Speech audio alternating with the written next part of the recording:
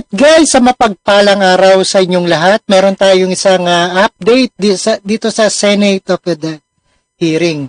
Ang panukalang batas ng nagtatakda ng 4 na taong termino para sa opisyal ng barangay at sangguniang kabataan. Alright, intro muna tayo guys.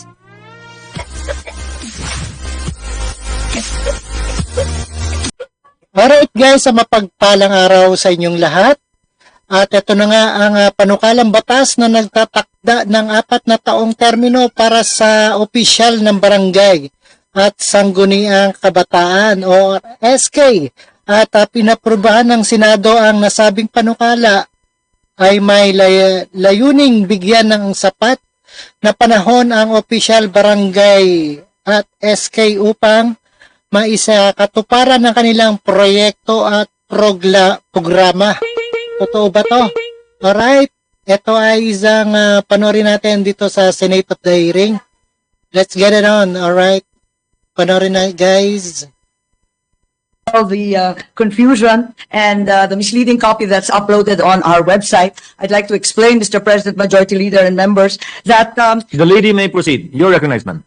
within the clean copy containing the amendments approved on second reading, we have compromised at the level of 4 years the following election to be conducted on October 20 of 2027. 3 consecutive terms will be the limit, and the SK Charter will prevail for all the other dates referring to the SK, and the incumbent capitanes will be in holdover capacity until that next election in 2027. The assumption of Ayan, 2027 ang eleksyon hindi na tinapat ngayong sa senatorial election. Aproba na ng Senado ng Kamara, alright? office will be on November 1st following their election on the years already following. So these are the salient points. We are at 4 years. Kahit pinaglaban namin yung 6 years, we took heed of the arguments of Senator Kiko, Risa,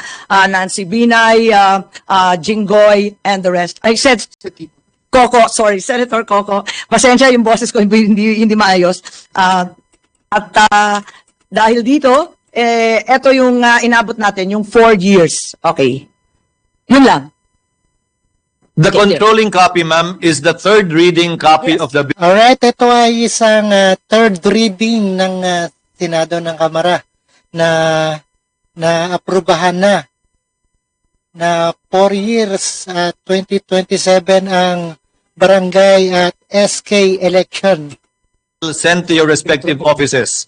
That is why the majority leader earlier said that the third reading copy was distributed last January 8 by electronic mail to the members. That would be the controlling copy of what we will be voting upon this afternoon. Ayan, ito ay binotohan noong January 8 at approved on third and final reading.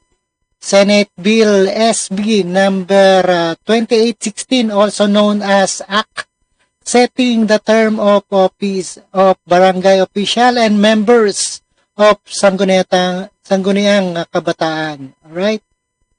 Afternoon, as we have in previous sessions. That's very clear now. It's clarified because not just the senators, but even the staff got confused upon seeing the Senate website, which still contained the 6 years because it was the committee report. Noted, ma'am. But we are voting clearly for 4 years. 4 years. Very clear. Thank you. Dapat 6 years pala, no? Voting 4 years lang, alright? Noted, ma'am. Now, Super haba na pag 6 years. what is the majority floor leader? Mr. President, having settled the finer details of the bill, I move that the Senate Secretary be directed to read the title of the measure and that this chamber proceed with a roll call vote. Any objection? Hearing none, Senate Secretary is directed to read the title only of the measure and to proceed to roll call vote.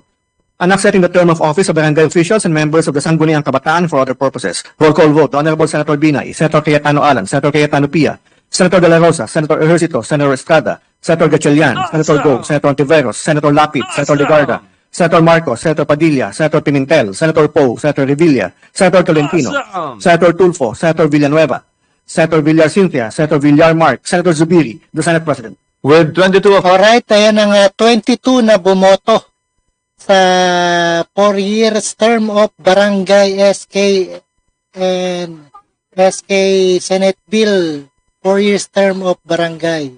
Alright? Affirmative votes, 0 negative, 0 abstention. Senate Bill number 2816 is approved on third reading.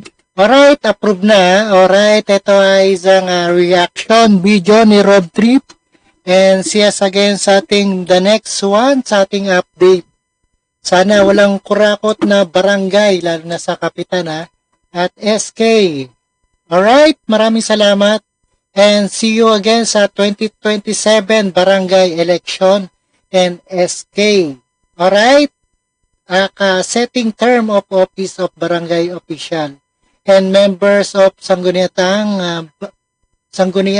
Kabataan. Thank you so much sa inyong lahat and peace out.